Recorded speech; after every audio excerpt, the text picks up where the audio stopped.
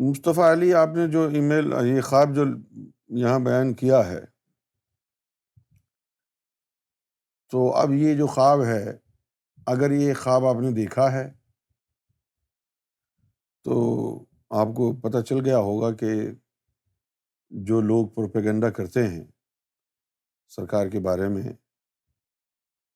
بہت سے لوگ پروپیگنڈا کرتے ہیں کہ بھئی سرکار اس دنیا سے چلے گئے۔ تو اس طرح اب یہ مصطفیٰ علی نے جو بات کہی ہے کہ انہوں نے خواب میں جو کچھ بھی یہ دیکھا ہے کہ باہر شور ہو رہا ہے اور لوگ کہہ رہے ہیں کہ انتقال ہو گیا اور چلے گئے، لیکن وہ ایک بہت بڑے کمرے میں جاتے ہیں اور وہاں ماربلز ہیں اور ایک بیڈ ہے، اس پر سرکار تشریف فرما ہیں، لیٹے ہوئے ہیں، اور سرکار پھر بتاتے ہیں کہ بھئی ایسی کوئی بات نہیں ہے، ہم تو زندہ ہیں۔ تو یہ خواب جو ہے آپ کو بتا رہا ہے کہ پھر حقیقت کیا ہے۔ اور پھر جو آپ نے بیان کیا ہے عیسیٰ علیہ السلام کے حوالے سے، یقیناً یہ باتیں آپ نے ہماری ویب سائٹ سے پڑھی ہوں گی، کیونکہ یہ باتیں صرف ہم نے بیان کی ہیں اور کسی نے بیان نہیں کی، نہ بیان کر سکتا ہے۔ اب سرکار کی غیبت کا ذکر کریں، یہ جو موضوعات ہیں، خاص طور پر غیبت میں جانا اور پھر دوبارہ آنا، ان چیزوں کو سمجھنے کے لیے ایک یعنی کم سے کم آپ کو 2-3 گھنٹے کا لیکچر جو ہے وہ سننا ضروری ہے، تاکہ اس کو سمجھنے کے لیے جو ضروری علمی روحانی نکات ہیں وہ آپ کے ذہن میں پہلے آ جائیں، اس کے بعد پھر جو میری گفتگو ہو وہ آپ کو سمجھ میں آئے۔ جس طرح قرآن شریف نے اس کو کلیئر کٹ الفاظ میں اللہ تعالیٰ نے سمجھانے سے انکار کر دیا اور صرف بس اپنا اسٹیٹمنٹ دے دیا اللہ نے۔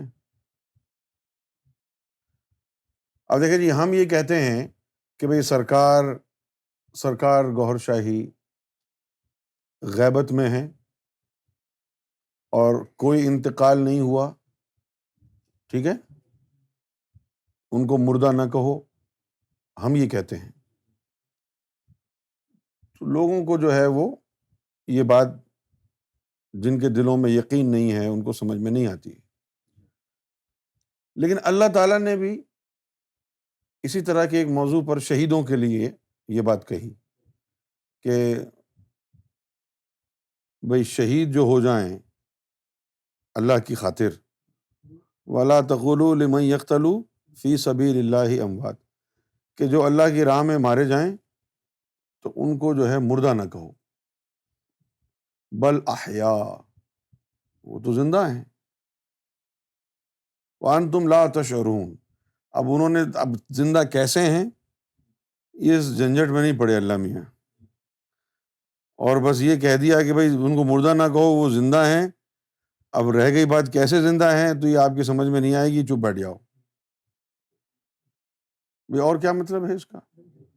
وَلَا تَقُولُوا لِمَن يَقْتَلُ، وَلَا تَقُولُوا، مت کہو، لِمَن يَقْتَلُ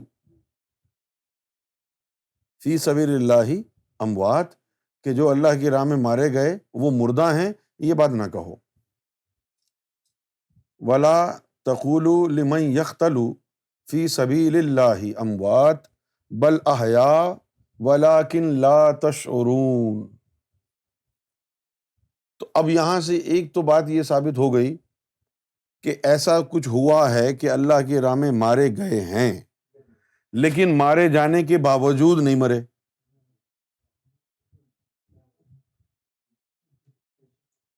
ہے نا؟ وَلَا تَقُولُوا لِمَن يَقْتَلُ فِي سَبِيلِ اللَّهِ أَمْوَاتٌ۔ اب وہ جو اللہ نے بات کہی نا کہ بل احیا، وہ تو زندہ ہیں، ولیکن لا تشعرون، لیکن آپ کو شعور نہیں ہے. سمجھ گئے آپ؟ حالانکہ اگر اللہ میاں کوشش کرتے تو یہ بات سمجھا سکتے تھے، لیکن اللہ میاں تو سمجھا سکتے ہیں، لیکن جس قوم کے اوپر یہ قرآن نازل ہوا تھا اس قوم کے پلے نہیں پڑتی بات.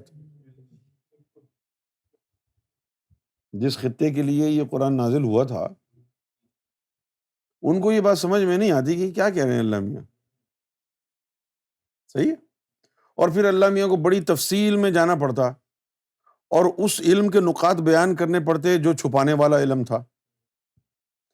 لہٰذا یہ کہہ کر جان چھڑا لی کہ بھئی تم کو شعور نہیں ہے، لیکن ان کو مردہ بھی نہیں کہنا. ختم. ڈیسائسو. اچھا، اب میں آپ سے اگر یہ پوچھوں، بڑی توجہ کے ساتھ آپ سنیں میری گفتگو کو، اگر آپ لوگ توجہ سے نہیں سنیں گے تو مجھے بڑا دکھ ہوگا. جتنے بھی لوگ یوٹیوب پر یا فیس بک پر یا کہیں اور لائیو اسٹریم پر یا سامنے بیٹھے ہیں، وہ بڑی توجہ کے ساتھ اس گفتگو کو سنیں. سمجھ گئے آپ؟ اب جب یہ کہا جاتا ہے قتل ہونا، تو اس وقت آپ لوگ بھول جاتے ہیں کہ انسان کی حقیقت کیا ہے. ہم؟ پھر وہی بات آ گئی جو میں نے کل کہی تھی کہ بھئی اردو کے اندر جو لفظ آ گیا اس کا بیڑا غرق ہو گیا. اگر پاکستان میں، کراچی میں، خاص طور پر کراچی میں جو اردو بولنے والے ہیں ان سے اگر پوچھیں، نہیں مجھے بڑی تکلیف ہوتی ہے یہ جان کر کہ بھئی جس کی مادری زبان اردو ہے وہ بڑا تکبر میں مبتلا ہے کہ جی ہم سے بہتر تو اردو کوئی بول ہی نہیں سکتا. حالانکہ یہ سب سے جھوٹ ہے، سب سے بڑا جھوٹ ہے یہ. اچھا، اب یہ دیکھیے کہ جب ہم یہ لفظ خاص طور پر پاکستان میں، پنجاب میں جو رہتے ہیں ان سے تو شکایت ہی نہیں ہے. سمجھے آپ؟ اب ان سے کیا شکوہ کرنا ہے؟ جو اسٹیشن کو سٹیشن بولیں، اسکول کو سکول، اب کیا شکایت کریں گے آپ؟ تو بہتر ہے کہ السلام علیکم ورحمۃ اللہ وبرکاتہ، آپ اپنے گھر، ہم ان سے تو شکایت نہیں کی جا سکتی. لیکن جو دعوے دار ہیں کہ بھئی اردو ہماری زبان ہے، ان کا حال یہ ہے. ہاں جی، قتل کا کیا مطلب ہے؟ مارنا. اگر آپ اس کا روٹ ورڈ تلاش کریں تو یہ جو ہے لفظ قتل، اس کا مطلب ہے ٹکڑا. قتلہ، قتلہ ہونا، قتلہ. اب قتلہ سمجھتے ہیں؟ قتلہ کا مطلب ہے ٹکڑا. قتلہ ذرا بولیے کیا مطلب ہے اس کا؟ قاتل،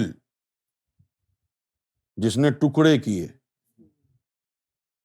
بہت سارے الفاظ ایسے ہیں کہ جن کا لفظی ترجمہ کچھ اور ہے اور جو سمجھ لیا گیا ہے وہ اور ہے.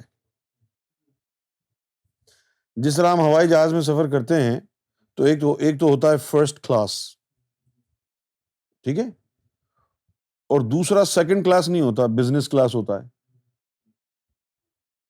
پھر اکانومی ہوتا ہے. اچھا، اب وہ جو بزنس کلاس ہے اس کا ترجمہ اتحاد والے اور ایمریٹس والے کرتے ہیں درجہ اول، اور جو بزنس کلاس ہے اس کا کرتے ہیں درجہ اعمال.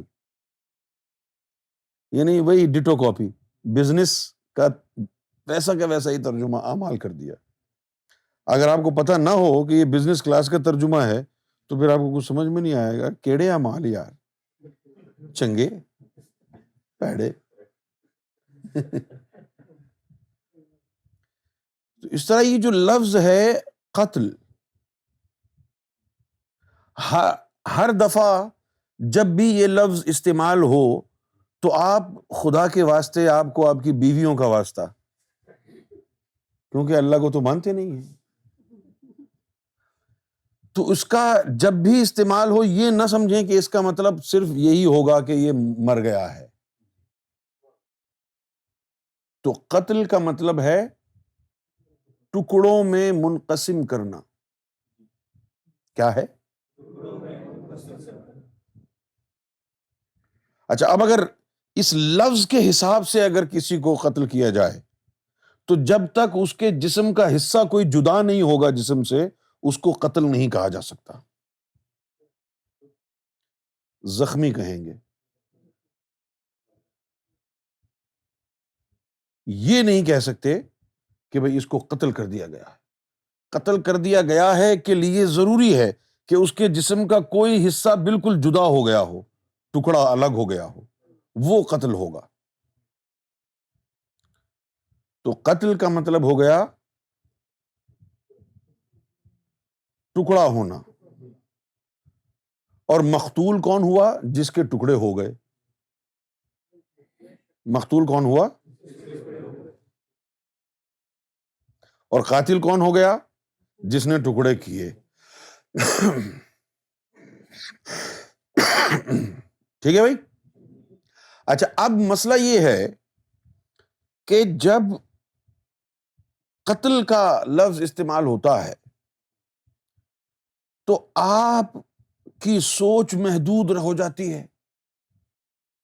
آپ کی سوچ جو ہے وہ صرف اپنے جسم تک محدود ہو جاتی ہے کہ اجی جسم کے ٹکڑے ہوئے ہیں، جبکہ انسان تو ایک مجموعہ ہے۔ انسان میں ایک جن بھی ہے، انسان میں فرشتے بھی ہیں، انسان میں اس کی اپنی روح بھی ہے، انسان کا پھر جسم بھی ہے۔ یعنی ایک جن مخلوق ہے جس کو لطیفہ نفس کہتے ہیں، ایک لطیفہ قلب ہے جو کہ فرشتہ مخلوق ہے، پھر آپ کی اپنی روح ہے، پھر وہ ملائکہ کی جیسی روحیں آپ کے اندر موجود ہیں، کتنی ساری مختلف روحیں آپ کے اندر موجود ہیں، اور پھر ان کو ایک جگہ جمع رکھنے کے لیے ان روحوں کا گھر بنایا گیا ہے، اس گھر کا نام جسم ہے۔ لیکن جب اس جسم کے ٹکڑے ہوتے ہیں تو آپ قتل سمجھتے ہیں، یہ غلط ہے۔ اس کے وجود پر اپلائی کرنا ہوگا، اس کے اب اس کا وجود کیا ہے؟ ایک فرشتہ، دو تین ملائکہ اس کے اندر موجود ہیں، ایک جن ہے آپ کے اندر موجود، اور آپ کی روح بھی موجود ہے، اور پھر آپ کا جسم بھی ہے۔ اب ان میں سے کوئی ایک بھی چیز الگ کر دی جائے اس وجود سے تو وہ ٹکڑا ہو گیا، قتل ہو گیا۔ کیا ہو گیا وہ؟ یا تو اس وجود میں سے ایک فرشتے کو نکال دیا گیا، لطیفہ قلب جسم کو جسم سے نکل کے روانہ ہو گیا، وہ بھی قتل ہوگا، ٹھیک ہے؟ یا پھر اس میں سے لطیفہ نفس آپ کا وہ نکال دیا جائے وجود سے تو وہ بھی قتل ہوگا، یا یہ ساری چیزیں رہیں اس میں سے روح نکل کے چلی جائے تو وہ بھی قتل ہوگا۔ سمجھ گئے آپ؟ تو صرف جسم کے حصوں کا ٹکڑے ٹکڑے ہونا نہیں، پورے وجود میں سے ٹکڑے ہونا وہ قتل ہے۔ آپ سمجھ گئے ہیں کہ نہیں سمجھے؟ اگر آپ کی روحیں یہیں پر ہیں اور ان میں سے کوئی ایک آدھ چیز الگ ہو گئی تو وہ قتل کہلائے گا، لیکن آپ جانتے ہی نہیں ہیں کہ کون سی چیز جدا ہوئی ہے۔ سمجھ گئے؟ اچھا، اب جائزہ لیتے ہیں کہ جو اللہ تعالیٰ نے کہا ہے اس کا کیا مطلب ہے۔ جب اللہ تعالیٰ نے یہ فرمایا کہ وَلَا تُقُولُوا لِمَن يَقْتَلُ فِي سَبِيلِ اللَّهِ أَمْوَاتٌ بَلْ أَحْيَاءٌ وَلَكِن لَا تَشْعُرُونَ، تو یہ وہ یعنی ایگزامپل ہے کہ جس میں یعنی دو طرح کے مقتول ہوں گے۔ کتنی طرح کے؟ دو طرح، ایک جسمانی مقتول اور ایک روحانی مقتول. کیا ہو گئے؟ ہاں، ایک جسمانی مقتول ہو گیا، ایک روحانی مقتول ہو گیا. اب وہ جو جسمانی مقتول ہے وہ کیا ہے؟ انسان کے جسم کو بنانے کے لیے ارضی ارواح ہوتی ہیں. دو طرح کی روحوں کا ذکر آیا قرآن شریف میں، ارضی ارواح کا اور سماوی ارواح کا. اب ارضی ارواح کب آتی ہیں؟ جب ماں کے پیٹ میں نطفہ پڑتا ہے، ٹھیک ہے نا؟ جب وہ فرٹیلائزیشن کا عمل شروع ہوتا ہے اور وہ سیلز جو ہیں وائی کروموسومز اور ایکس کروموسومز، جب ان کی کراسنگ ہوتی ہے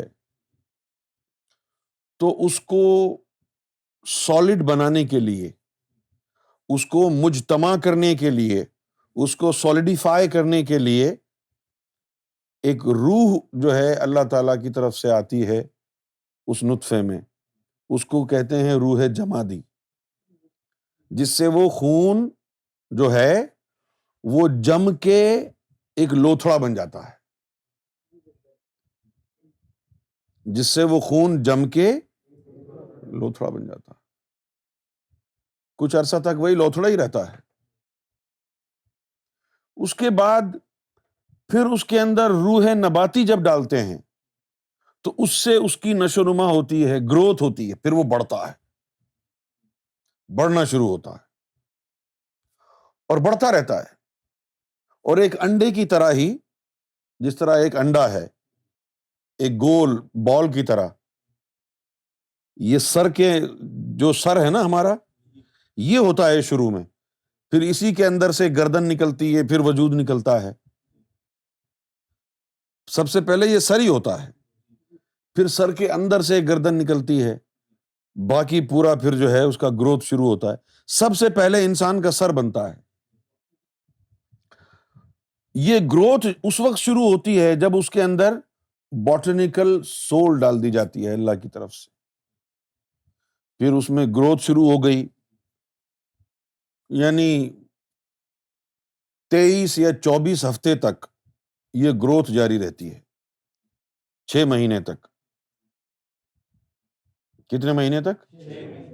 جیسے ہی 6 مہینے پورے ہوتے ہیں زچگی یعنی پریگنینسی کو، تو پھر اس میں روح حیوانی ڈال دی جاتی ہے.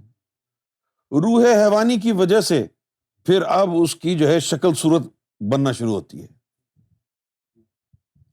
ہاتھ باہر آ جاتے ہیں چھوٹے چھوٹے نکل کے، سینہ بن گیا بچے کا، ٹانگ بن گئی، ناک نقشہ یہ سب کچھ بن گیا. روح حیوانی کے بعد جب روح حیوانی آئی تو پھر وہ آیت صادق آتی ہے کہ اور وہ جو اللہ ہے وہ مصور ہے اور وہ عورتوں کے ارحام میں تصویریں بناتا ہے. بچوں کی جو صورتیں بنتی ہیں وہی 6 مہینے کے بعد بنتی ہیں. ٹھیک ہے. اب باقی یعنی 6 مہینے جب گزر گئے تو اب وہ روح حیوانی اس میں آئی تو شکل صورت بننا شروع ہو گئی. 6 مہینے سے لے کر 8.5 9 مہینے، 3 مہینے کے اندر باقی سارا کام یہ ہوتا ہے. 6 مہینے صرف گروتھ میں اور جمود میں لگتے ہیں. جو بچے کی اصل جو یعنی تخلیق ہوتی ہے وہ 3 مہینے کے اندر ہوتی ہے. زیادہ سے زیادہ 8 ویک لگتے ہیں 6 مہینے کے بعد. 8 مہینے میں بھی ہو جائے تو خیر ہے، 8.5 مہینے میں بھی ہو جائے تو خیر ہے، 9 مہینے میں کہا جاتا ہے 9 مہینے، لیکن پورے 9 مہینے ہوتے نہیں ہیں، کم بھی ہو سکتا ہے زیادہ بھی ہو سکتا ہے. تو اب یہ جو 3 روحیں اللہ نے بھیجی ہیں، ان روحوں نے آپ کے جسم کو بنایا ہے. اب اس میں جو جمادی روح ہے اس نے آپ کے خون کو، وہ جو خون تھا آپ کے والدین کا، اس کو سولیڈیفائی کرنے کے لیے، اس کو جمع کرنے کے لیے، لوتھڑا بنانے کے لیے اس میں روح جمادی ڈالی گئی. یہ وہ روح ہے جو پتھروں میں اور پہاڑوں میں پائی جاتی ہے. یہ وہ روح ہے جو پھر اس کے اندر نشو و نما کے لیے، گروتھ کے لیے روح نباتی ڈالی، وہ پودوں میں، درختوں میں بھی پائی جاتی ہے. اس لیے آپ لوگوں کو پہاڑوں سے بھی یعنی لگن ہوتی، میلان ہوتا ہے، سرسبز علاقوں سے، درختوں سے، پھولوں سے، پودوں سے، جو آپ کے اندر یعنی حصے، یعنی حسن ہے، وہ اس کی وجہ سے ہے جو روح نباتی آپ کے اندر ڈالی ہے. پھر اس کے بعد روح حیوانی سے شکل و صورت آپ کو مل گئی. یہ روح حیوانی جو ہے جانوروں میں بھی ہوتی ہے. تو جو پہاڑوں میں روح جمادی ہے وہ بھی انسانوں میں ہے، درختوں میں جو روح نباتی ہے وہ بھی انسانوں میں ہے، جانوروں میں جو روح حیوانی ہے وہ بھی آپ کے اندر ہے. اب آپ جو ہے وہ پیدا ہو گئے. جب آپ پیدا ہوئے، جیسے ہی ماں کے پیٹ سے باہر نکلے، اب فرشتے اور شیطان دونوں کھڑے ہوئے ہیں. فرشتے کیا کریں گے کہ آسمانوں سے جو روحیں ہوں گی وہ آپ کے جسم میں داخل کریں گے. جو آپ کی جو روح ہوگی، خاص روح، وہ روح جس کا حساب کتاب ہے، وہ روح جو ازل میں بنائی ہے اللہ نے آپ کے لیے، سماوی روح، وہ روح جس نے جنت یا دوزخ میں جانا ہے، وہ روح جس نے نمازیں پڑھنی ہے، اللہ سے محبت کرنی ہے، وہ روح، وہ اوپر سے آتی ہے. جب آپ اپنی ماں کے پیٹ سے نکلے، وہ فرشتے وہ روح داخل کرتے ہیں. جیسے ہی داخل کرتے ہیں تو اس کے بعد بچہ روتا ہے. یہاں فرشتے لگے ہوتے ہیں روحوں کو داخل کرنے میں، ادھر شیطان جلدی جلدی لطیفہ نفس آپ کے جسم میں داخل کرتا ہے. نہیں سمجھے؟ جیسے ہی شیطان لطیفہ نفس داخل کرتا ہے، آپ کو بھوک لگنا شروع ہو جاتی ہے. ہاں، یوں یوں زبان پھیرتا ہے بچہ، تب پھیرتا ہے جب لطیفہ نفس اندر آ گیا. ایک دن ہم نے سوچا کہ اگر لطیفہ نفس نہ ہو تو کتنا اچھا ہو، لیکن تجربہ کیا، ہاں، تو پھر پتہ چلا کہ اگر لطیفہ نفس نہ ڈالا جائے، کیونکہ یہاں تو ہر جگہ نار ہی نار ہے اس عالم میں، اگر لطیفہ نفس میں بھی نار ہے، اگر لطیفہ نفس نہ ہو اور لطیفہ نفس کے بغیر اگر سانس لیں تو پھر تو موت واقع ہو جائے گی. ہاں، نفس کی وجہ سے نار سے شناسائی ہو گئی نا جسم کو، کمپیٹیبلٹی اس کی وجہ سے آ گئی جسم میں. بات سمجھ گئے؟ اب وہ جو روحیں جن کا اللہ سے تعلق ہوگا، وہ پیدا ہونے کے بعد فرشتوں نے آپ کے اندر ڈالی. تو اب دو قسم کی تو الگ الگ روحیں ہو گئیں. ایک عرضی ارواح ہو گئی جن سے آپ کا جسم آپ کے ماں کے پیٹ میں بنا تھا. کیوں جی؟ اور ایک روحوں کا سیٹ وہ ہو گیا جو فرشتے لے کے آئے تھے. وہ جو فرشتے روحیں لے کے آئے تھے وہ آپ کی اصل روحیں ہیں. انہوں نے ہی جنت میں دوزخ میں جانا ہے، ان کو بیدار کرنا ہے. جن روحوں سے جسم بنا ہوا ہے وہ تو بیدار ہی ہیں. سوئی ہوئی روحیں کون سی ہیں پھر؟ وہ جو اوپر سے آئی تھیں. سمجھ گئے؟ اچھا، اب جب بندہ مرتا ہے، اب جیسے مر گیا تو اس کی جو سماوی روحیں تھیں وہ فرشتے کلیکٹ کر کے اوپر لے جاتے ہیں، اور جو روحیں اس کے جسم کو بنانے کے لیے ڈالی تھیں، روح جمادی، روح نباتی، روح حیوانی، یہ نکال لیتے ہیں فرشتے اور جمع کر لیتے ہیں کہ اب کوئی اور بچہ پیدا ہونے والا ہوگا تو اس کے بنانے میں کام آئیں گی.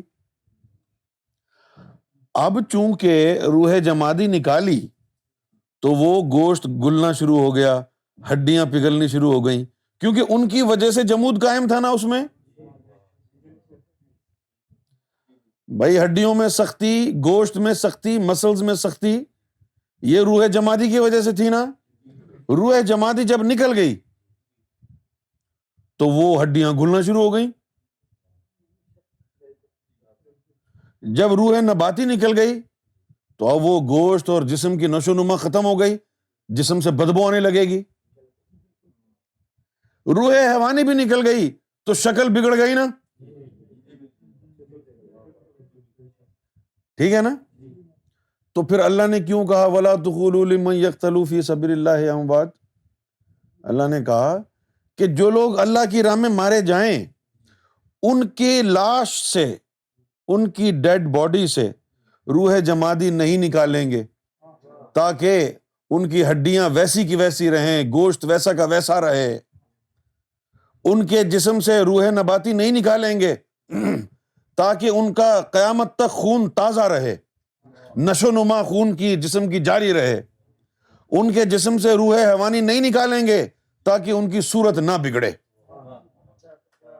اب وہ روحیں ان کے اندر ہی موجود رہیں تو اس لیے اللہ نے کہا کہ وہ مردہ نہیں ہیں، وہ زندہ ہیں. وَلَٰكِن لَا تَشْعُرُونَ، لیکن تم کو وہ شعور ہی نہیں ہے. تم کو سمجھائیں کیسے؟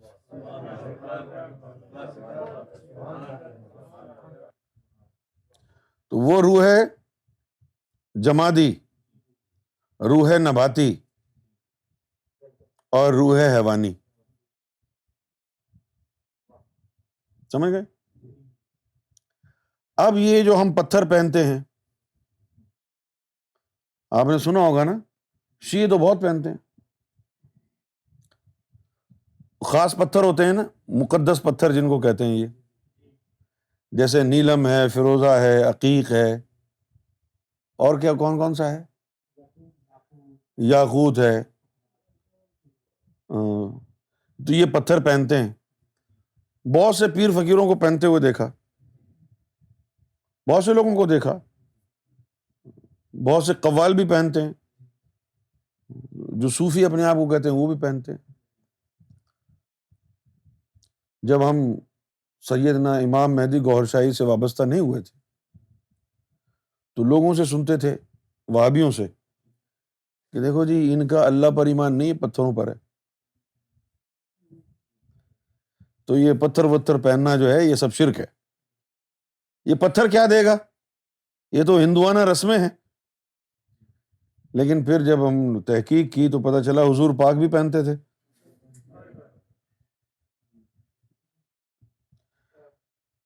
پھر اور زیادہ جب ہم کو علم آیا تو پھر ہم کو پھر اعتراض ہوا کہ حضور پاک کو تو ضرورت ہی نہیں تھی، پھر کیوں پہنا؟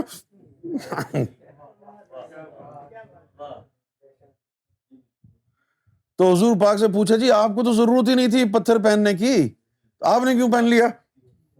تو انہوں نے کہا مجھے تو ضرورت نہیں ہے، لیکن میری امت میں بہت سے ایسے ہوں گے نا جن کو ضرورت ہوگی. اگر میں نہیں پہنوں گا تو لوگ کہیں گے یہ سنت ہی نہیں ہے، یہ تو خلاف سنت کام کر رہا ہے.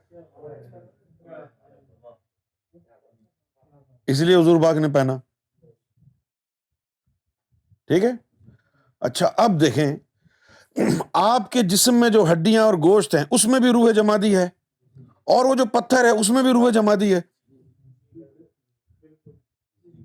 کیوں جی؟ اس میں بھی روح جمادی، اس پتھر میں بھی روح جمادی. اور پھر یہ حدیث بھی کہ انسان اشرف المخلوقات ہے. تو جو پتھر تو نے پہنا ہوا ہے وہ روح تو تیرے اندر بھی موجود ہے، پھر تو اس کا محتاج کیوں ہے جبکہ تو اشرف المخلوقات ہے. وہ پتھر مقدس اس لیے ہوا کہ سورہ رحمان میں آیا کہ والحجر والشجر یسجدان، کہ پتھر اور درخت یہ بھی اللہ کا ذکر کرتے ہیں.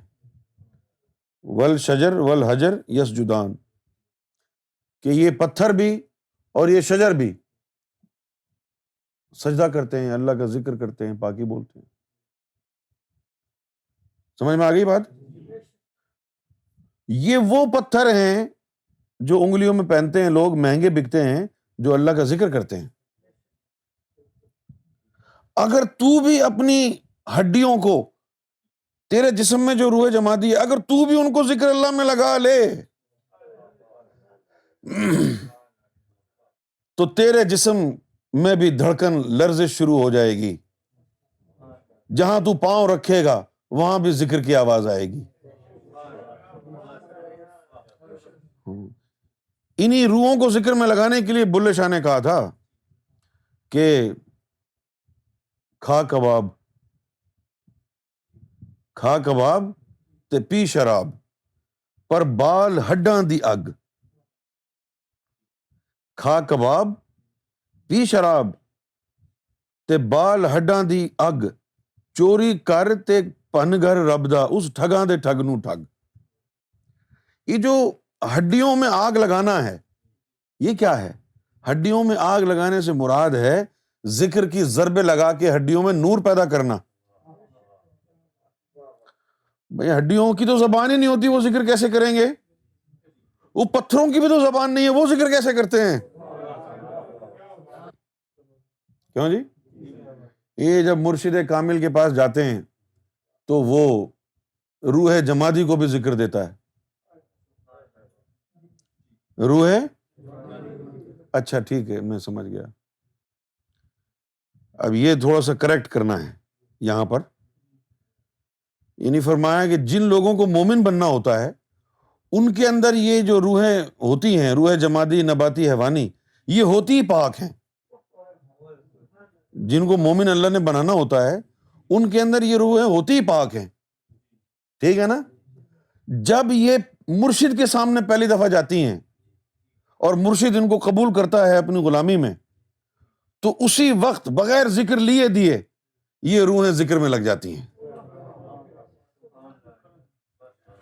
یہ روحیں ذکر میں لگ جاتی ہیں، یعنی آپ جس طرح تم لوگوں نے سرکار سے ذکر لیا ہو ہیں تو یہ روحیں ذکر میں لگ گئی ہوں گی۔ روح حیوانی بھی کر رہی ہوگی، روح نباتی بھی کر رہی ہوگی، روح جمادی بھی کر رہی ہوگی۔ سمجھ گئے آپ؟ اب ادھر قرآن شریف میں لکھا ہوا ہے والشجر والحجر یسجدان فبأی آلاء ربکما تکذبان۔ تو اگر وہ باہر درخت ہے وہ اللہ کے سجدے میں ہے تو تیرے اندر بھی تو درختوں والی روح ہے، وہ کیوں نہیں سجدے میں گئی؟ وہ کیوں نہیں سجدے میں گئی؟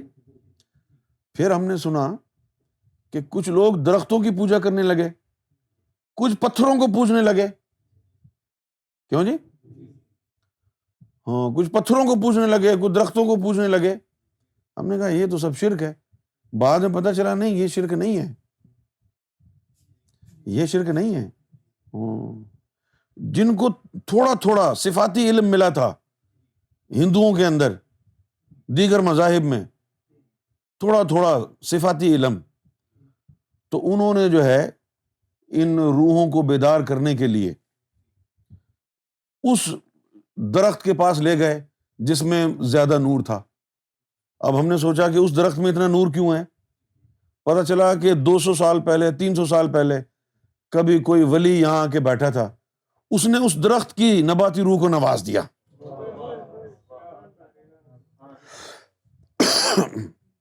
کیوں جی؟ اب جس طرح یہ کوٹری شریف کی پہاڑی ہے، اب جس طرح یہ اس کے اوپر جب سرکار امام مہدی گوھر شاہی کی قدم رنجا ہوئے تو وہاں اس پہاڑی میں جو روح جمادی ہے وہ پوری دنیا کی روح جمادیوں کی شہنشاہ بن گئی۔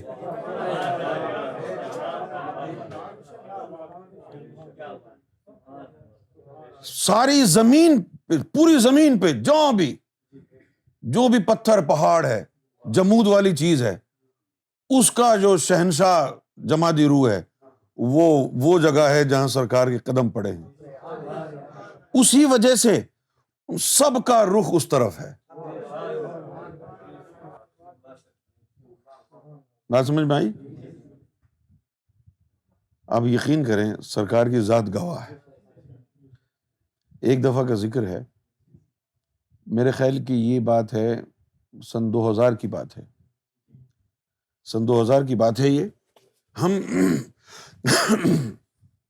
ہم سرکار کے ساتھ گئے تھے بیلنگہم، وہ جو واشنگٹن اسٹیٹ ہے نا ویسٹ کوسٹ کے اوپر، اوریگن کے برابر میں واشنگٹن اسٹیٹ ہے، اس کا مشہور شہر ہے ایک سیاٹل.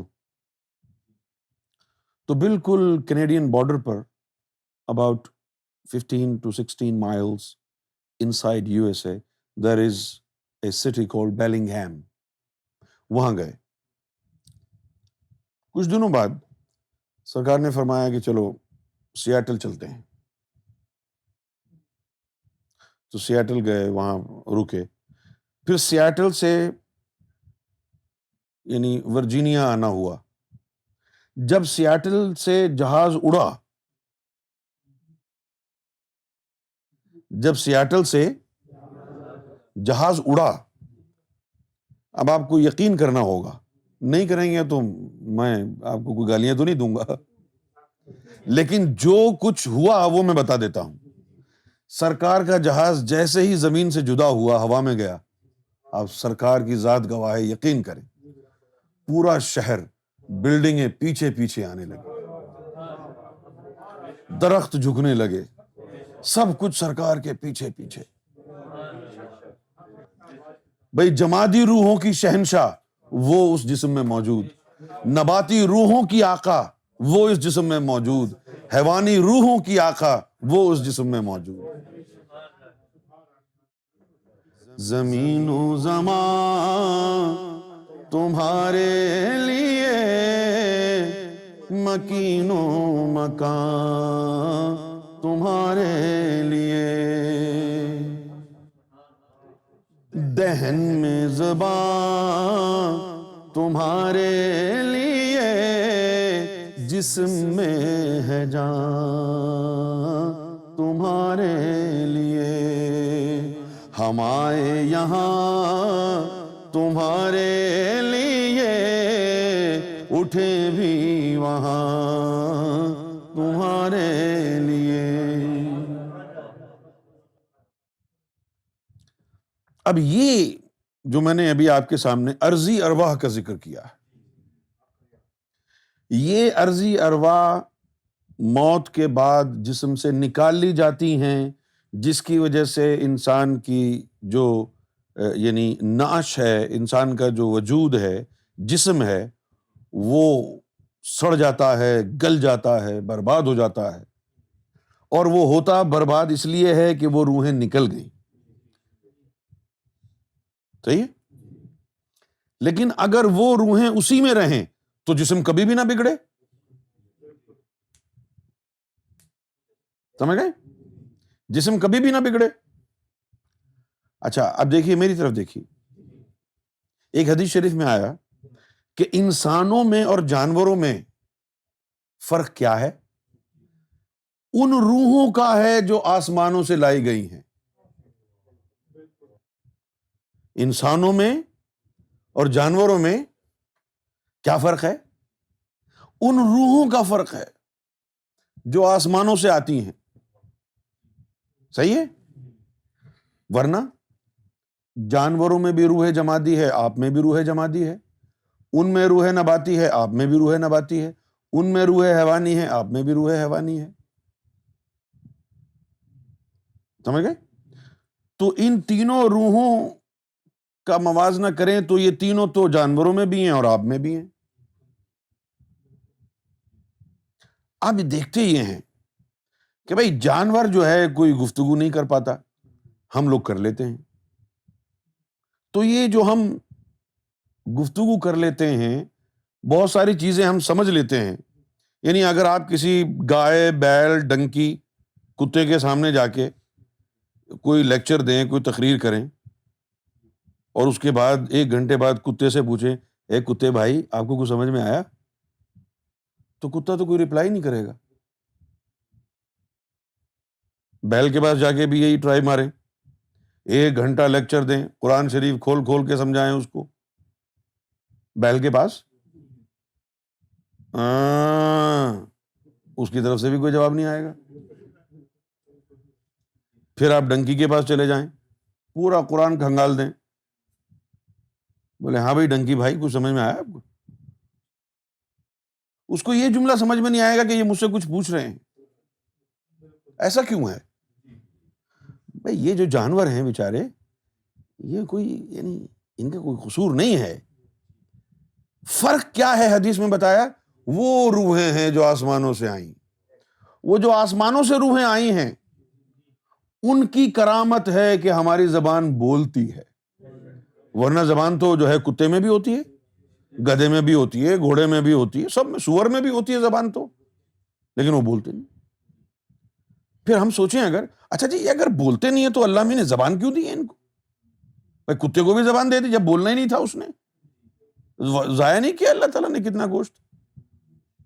بھئی تو بولتے ہی نہیں. لیکن پھر سمجھ میں کیسے آتا؟ وہ تعلیم کیسے سمجھ میں آتی کہ دیکھو بھائی زبان کتے کے منہ میں بھی ہے اور تیرے منہ میں بھی. کتے کی زبان بول نہیں سکتی، تیری زبان بول رہی ہے، تو یہ مت سمجھنا کہ یہ زبان کی کرامت ہے. یہ نہ سمجھنا کہ یہ زبان کی کرامت ہے. تیری زبان کے پیچھے ایک روح ہے جو آسمانوں سے آئی تھی، وہ تیری زبان کو بلوائے گی. اس روح کا نام لطیفہ اخفا ہے. کتوں کا بھی دماغ ہے. آپ نے دیکھا ہے کہ کوئی کتا بغیر سر کے گھوم رہا ہو؟ بیل دیکھیں تو گجرانوالہ سے آئے، سری پائے، یعنی سر ان کے بھی ہوتے ہیں تبھی تو کھاتے ہو تم ہیں، یعنی ان کے بھی سر ہوتے ہیں لیکن عقل نہیں ہوتی. یہ جو عقل ہے، یہ جو آسمانوں سے روح آئی ہے، اس کی وجہ سے آپ کے دماغ میں عقل ہے. کچھ سمجھ میں آ رہا ہے آپ کو؟ تو انسان کو اضافی روحیں دی گئیں، جانوروں کو نہیں دی گئیں اضافی روحیں. انسان کو اضافی روحیں دی گئیں اور ان اضافی روحوں کی وجہ سے فرق پیدا ہو گیا. ٹھیک ہے؟ اچھا اب جناب آپ نے اللہ سے محبت کرنی ہے. جس طرح اللہ نے دیکھنے کے لیے آنکھوں کو بنایا، سونگنے کے لیے ناک کو بنایا، سننے کے لیے کان کو بنایا، پکڑنے کے لیے ہاتھوں کو بنایا، چلنے کے لیے ٹانگ کو بنایا، ہضم کرنے کے لیے معدہ بنایا، اسی طرح اللہ سے محبت کرنے کا بھی کوئی آرگن بنایا اللہ نے. ہاں، اللہ سے محبت کرنے کے لیے جو روح ہے اس کا نام لطیفہ قلب ہے. لطیفہ قلب جو ہے وہ مقام محبت ہے. جب تک لطیفہ قلب بیدار نہیں ہوگا، جب تک لطیفہ قلب منور نہیں ہوگا، اس میں اللہ شروع نہیں ہوگی، اس میں نور نہیں آئے گا، اس وقت تک اللہ سے محبت نہیں ہوگی. اللہ سے محبت کرنے کا کام تیرے جسم کا نہیں ہے، اللہ سے محبت کرنے کا کام تیرے قلب کا ہے. کوئی مرشد کامل ملے جو اپنی نظروں سے اس قلب کو بیدار کرے، اس میں اسم ذات کا چراغ جلائے، منور کرے اس کو، پھر آپ کا قلب خود بخود اللہ سے محبت کرنے لگے گا. یہ سماوی ارواح ہیں جن کے کام اللہ سے عشق کرنے کے، محبت کرنے کے ہیں، مختلف مراتب کے حصول کے ہیں. اور وہ جو روحیں ہیں ان کا کام جو ہے وہ جسم کو نشو نما کے لیے، جمود کے لیے، صورت کے لیے ہے. آپ کو اتنا سمجھ میں آ گیا ہے؟ سمجھ میں آ گئی یہ بات؟ اب جہاں تک زندہ رہنے کا تعلق ہے تو ان ارضی ارواح کی وجہ سے جانور زندہ ہیں، ان میں انسانی روح تو نہیں ہے لیکن وہ زندہ ہیں، گھوم پھر رہے ہیں. اگر آپ کی روحیں بھی نکل جائیں تو کیا آپ مر جائیں گے؟ بولیے بھائی، بغیر سماوی روح کے جانور زندہ ہی ہے نا؟ زندہ ہے نا؟ ہاں. تو عاشق کون ہوتا ہے پھر؟ عاشق وہ ہے کہ جس کی ساری روحیں جب اندر کی بیدار ہو گئیں، وہ ساری نکل کے رب کے پاس جا کے بیٹھی ہوئی ہیں اور وہ بت بن کے تمہارے سامنے بیٹھا ہوا ہے. تم سمجھ رہے ہو کہ وہ ادھر ہی بیٹھا ہوا ہے، اس کی روحیں تو نکل کے وہاں بیٹھی ہوئی ہیں. یہ بھی مقتول ہو گیا نا، آدھی روحیں ادھر آدھی روحیں ادھر، یہ بھی ٹکڑا ٹکڑا ہو گیا نا. یہ شعور تم کو نہیں دیا گیا۔ اب بات کر، یہ تو عام انسان کی بات ہوئی ہے، اب سرکار گوھر شاہی کی بات کرتے ہیں۔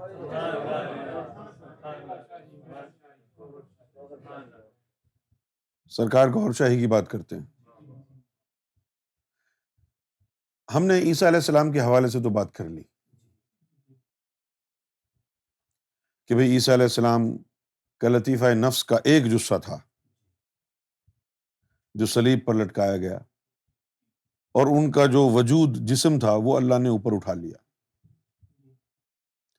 قرآن مجید میں آیا وما قتلوہ وما صلبوہ، نہ ان کو قتل کیا گیا، نہ ان کو صلیب پہ چڑھایا گیا، ولیکن شبہ لہم بل رفع اللہ الیہ، کہ اللہ نے تو ان کو جو ہے اپنی طرف، الیہ اپنی طرف جو ہے یعنی اٹھا لیا۔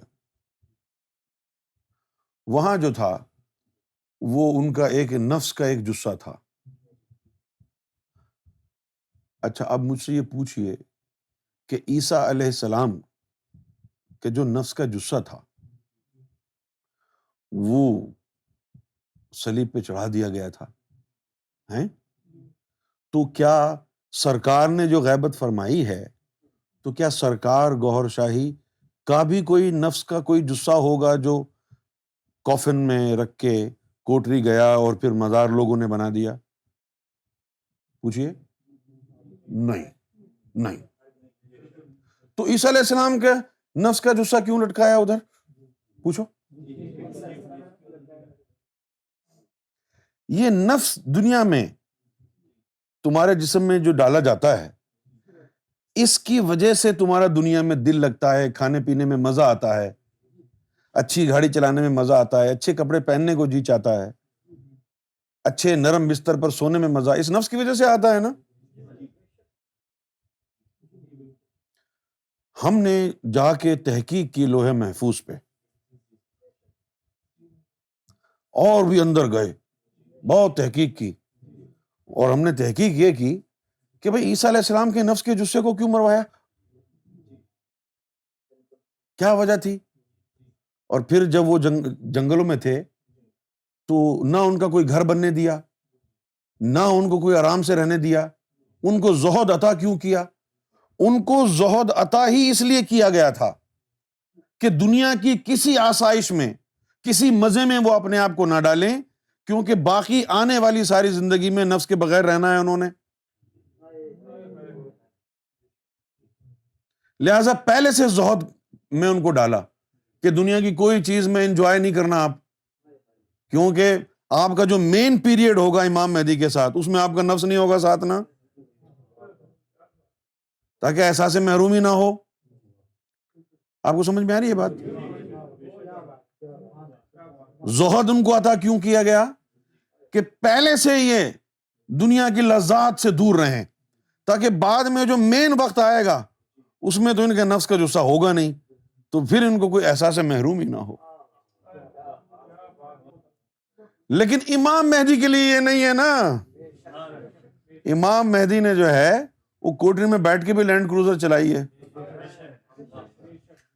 وہاں بھی کباب کھائے ہیں، چکن کے کباب، لیم کباب۔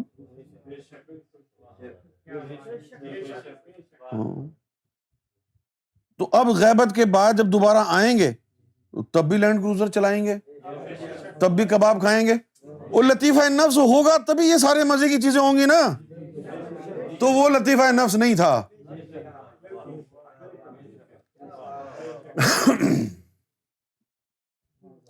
وہ لطیفہ نفس نہیں تھا، وہ بس ایسی کوئی چیز تھی بس،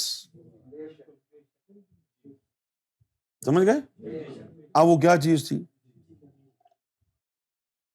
سیدنا امام مہدی گوھر شاہی کے اوپر بڑے لوگوں نے فتوے لگائے، بڑے لوگوں نے برائی کی، رسوائے زمانہ کیا۔ ان کا جو گمان تھا اس گمان کا ایک وجود بنایا گیا، اس گمان کا، اور وہ رکھ کے کوٹری بھیج دیا۔ اس لیے اس کو ہم نے کہا تھا اشتباہی جسم، مشکوک. تمہارے ہی گمان ہے جو تمہارے سامنے رکھا ہوا ہے، تمہارے ہی گمان ہے جو تمہارے سامنے رکھا ہوا ہے. بات سمجھ میں آ گئی آپ لوگوں کو؟ تمہارا ہی گمان ہے جو تمہارے سامنے پڑا ہوا ہے. سیدنا امام مہدی گوھر شاہی کو اس سے کوئی تعلق نہیں. کسی چیز کو جو ہے وہ کم نہیں کیا گیا. یہ نہیں کہ بھئی لطیفہ نفس ہو یا یہ ہو یا وہ ہو، نہیں. جیسے ہیں ویسے کے ویسے ہیں. جیسے غیبت سے پہلے آپ نے دیکھا تھا ویسے ہی دیکھیں گے جب تشریف لانا ہے.